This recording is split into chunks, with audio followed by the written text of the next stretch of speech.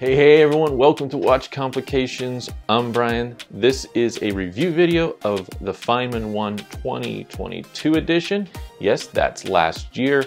The watch has been out for a while. The review copies, prototypes and whatnot go around to different reviewers, and it's ended up in my lap. But there's more versions of this being released in 23. There's a new Galaxy series. The first one just came out like yesterday, actually, for when I'm filming this, and already sold out, and I think there's going to be some more.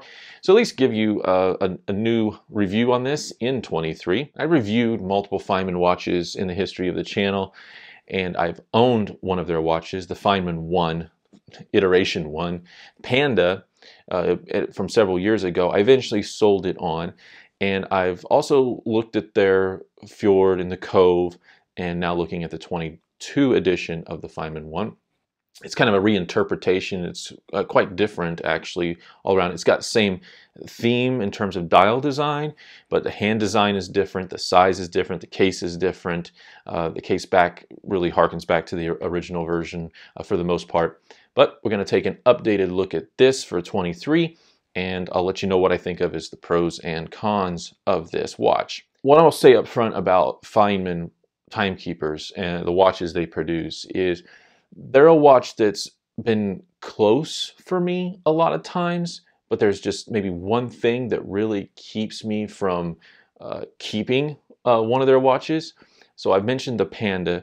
I really like the watch. For me, though, the one thing I found myself not wearing it, I just didn't like the coin edge that much on that particular model. I really liked the Fjord, and I thought I was going to end up getting one, the orange. I'm just not a huge dual crown person or into the whole navigation sort of field style watch look that it had with the rotating bezel.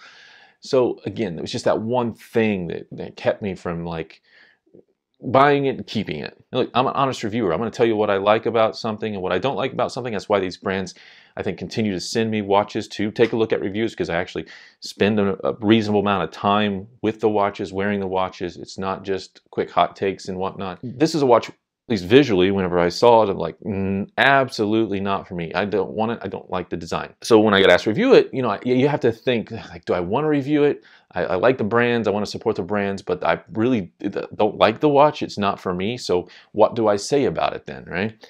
And I'm like, but yeah, go ahead and send it to me. I'll take a look at it. Yes, there are things I don't like about it, but there are some surprises about it for me as well. So this one's really a 50-50 split for me in terms of, I think, holistically. It's not for me, but it is for somebody. It's for a lot of people because it continues to sell well. But let me just front load the big pro and the big con. The big pro continues to be the dial work, and also in this case, the hands. So the dial face really does look great. The con for me is the case, and one aspect of it specifically. I was really concerned about the watch in that I really wouldn't like it on wrist. It actually works pretty well on the wrist because they went with the right sizing for the case overall. But what just doesn't work for me are the lugs. But to each their own. Let's get into the details. Let's hash things out. All right, green on green on green today. All right, this is the Feynman One 2022 edition. Specifically, this is the Founders Edition. There are a few other colors. I'll show those in a little bit. First, let's talk some specs of this watch. There will be some reflections. I'll try to keep it, the focus going back and forth to show you the different looks of this dial and surface with the lighting. The site didn't mention anything about AR coating, so at least, and I also don't see any, just with the eyes, so I think this probably doesn't have any AR coating. Anyway, dimensions. So the diameter of this watch is about 39 millimeter. The height, 11.5, just a shade over 11.58. Lug to lug, 46.1, which is a pretty reasonable lug to lug.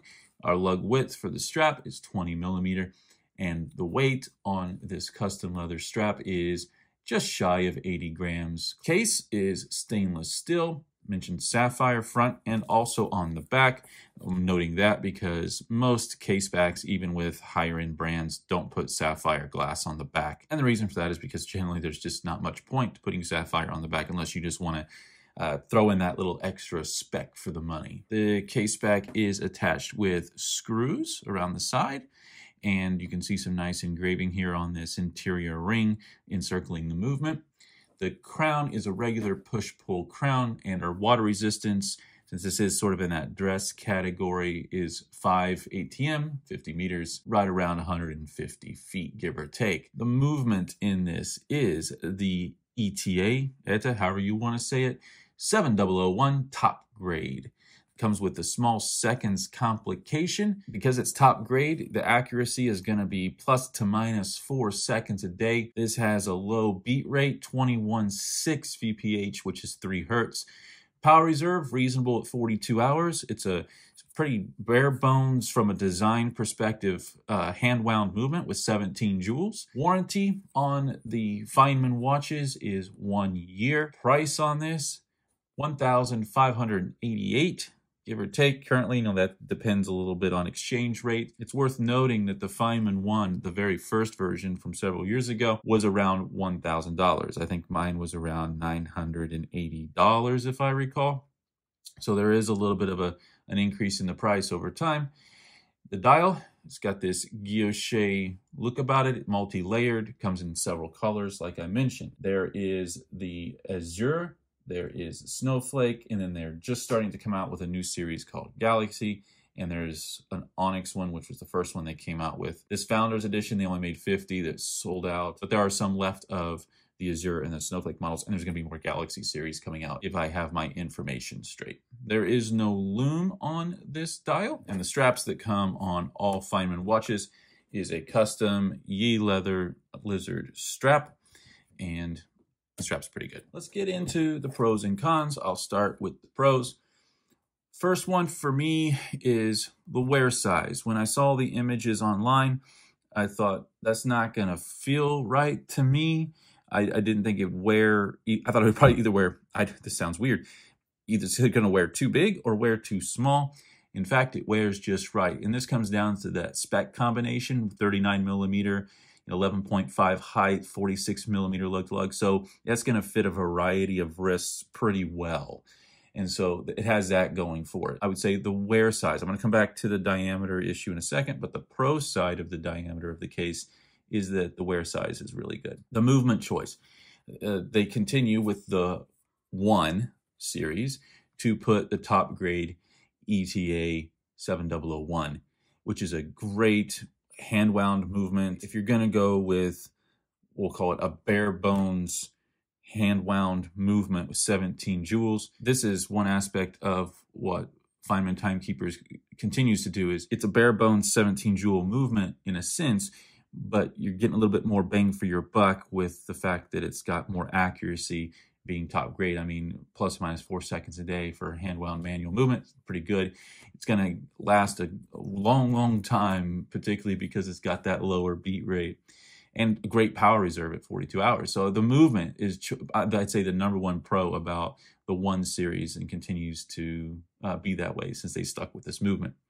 I really like the case back on the Feynman One series. It harkens back to the first release as well. I like this ring. It's got the information around it. Specific model, Founders Edition, one of however many. You can see this is a prototype, so this has got a few things a little bit different than what the production models would have been. But it's just a great view. It's a great movement. Again, being top grade, it's embellished a little bit more. As far as the newer design goes, I appreciate and generally like the new hand style. Very prominent, of course, hollowed out. You can see it very well. They're large, and the see-through allows you to enjoy a little bit more of the dial. So I do like the new hand style. The small second hand remains the same across all of their watches, which is meant to look like a lizard tail. One other great thing about this movement is the small seconds complication. If you're going to go with a time only, I love having small seconds, but my subscribers, regular viewers, you know that. It's the one complication that'll get me every time. So having that offset on the dial face is a unique look. Of course, what that means is the movement's rotated, which is why you have the crown down here closer to 4 than at 3 o'clock. It's just the movement itself is rotated at a different angle inside the case. I do like the Yi leather straps. They're a good quality, so that's a good thing about the watches that come from Feynman Timekeepers. And again, on the design side, I like the 3D nature of the dials that they produce.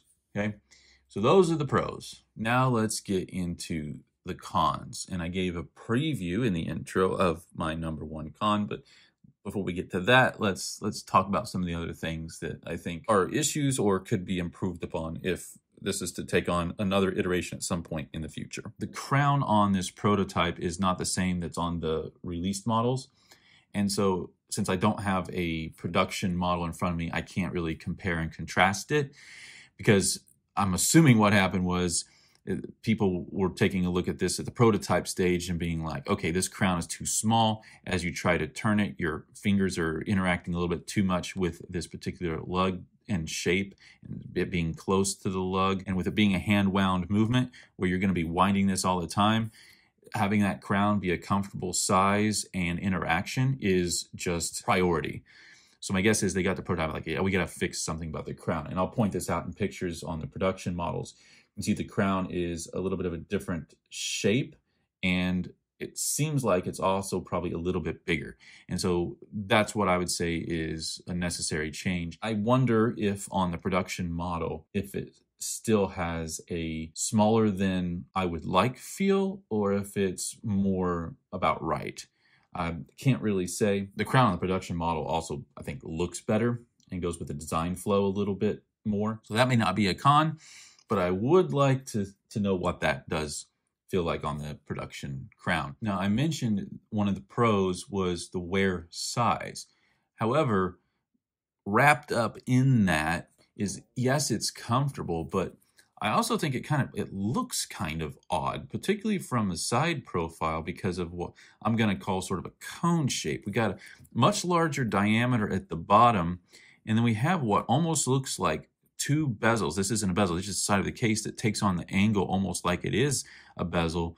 And then we have the actual bezel on top that is quite significant in height in terms of the overall height of the case, and takes a pretty steep angle. So you get this sort of cone effect. I'm just not sure I like that much case at that much of an angle, particularly if it's polished. And so that particular design aesthetic just isn't for me, but you know, some people are going to like that. I think one of the other sort of at least dominant cons for me is the markers. I think the markers in terms of the design is good. I think they could have been a little bit bigger and have a little bit more depth to them. I mean, up close, if you're viewing it, you know, on their site with their images and stuff up close, they look pretty good, but they're pretty small to the eye and they're highly polished, so they reflect.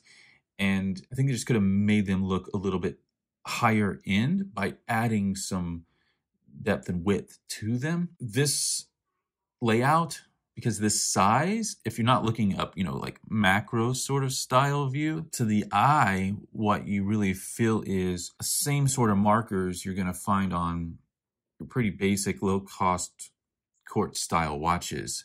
It just doesn't look that great to me. I like the colors and contrast more on some of the other models. And I should probably say that up front. There's the Founders Edition, which they have this color combination, this rose gold and this green, that they make a limited run of in all of the models that they do.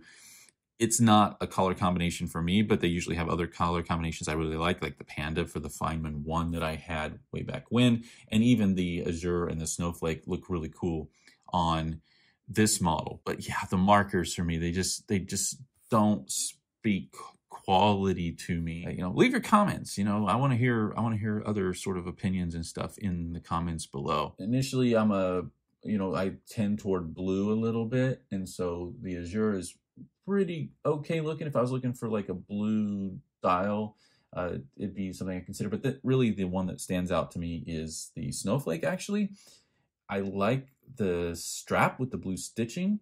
I like the dial work on that one particularly. I think it really stands out in a way that's a little bit more significant. And I think that it hides, if that's the right word for it, my number one con, which I'll say more about in a second, and that's the lugs, because it's just a little bit more blending with the other components of the watch. The new edition, the Galaxy series, this Onyx, it looks good too, but again, it's rose gold. I don't like that as much. And then you can see that they went with numerals instead of markers, so those have a little bit more depth to them. I don't particularly like the font on that model, so I would rather have the markers than the numerals, to be honest.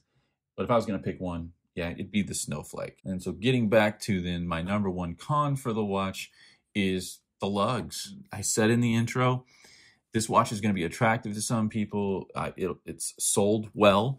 So, you know, there are people out there that get this design language and like the unique look of it. They're sort of teardrop lugs that move down and away from the case at a pretty steep angle. It's just not a lug design that I'm into. I don't like it that much. That's me though. And the one pro is I've seen other places do this, and then you end up with pretty sharp lugs. These are really well polished and rounded on the tips, and so it looks okay, but I think it's just not my style. And that's something about watches I just want to make really clear is I'm not saying it's not a good watch. I'm not saying Feynman Timekeepers is not a good brand. They are doing things right as a company, and that is they're doing it their way with their design language that isn't a bunch of repetitive homage sort of things. And it's resonating with a group of people, and they are continuing to sell watches.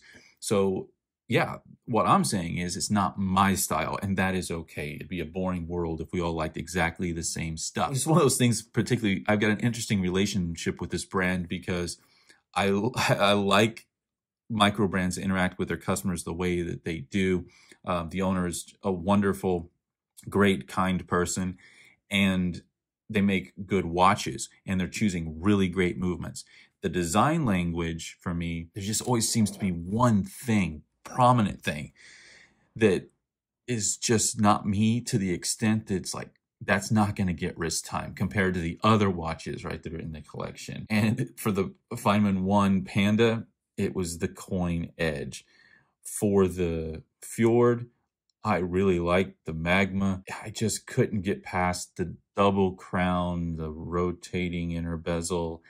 Just, again, just wasn't quite me. On this watch, it's really a couple things. It's the lug design and the sort of the cone shape of the case. Other than that, that snowflake, that looks spectacular. I think the strap is awesome looking. I can almost just want to buy the strap. I think the dial work that has a sparkle to it, the blues and the grays and that sort of silver color, just that all speaks to me so much. I know it wouldn't get wrist time, but that's me.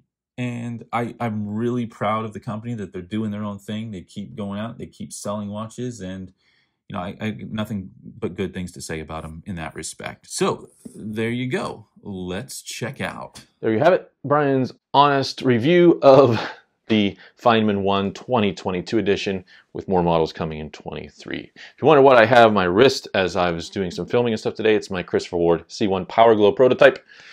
Review on that specimen that's one of 3. If you enjoyed the video, hit that thumbs up and check out some of the other stuff across my channel and all the things you can do, like joining, check out my website, and just stick around, have some fun. All right, everybody, I am out.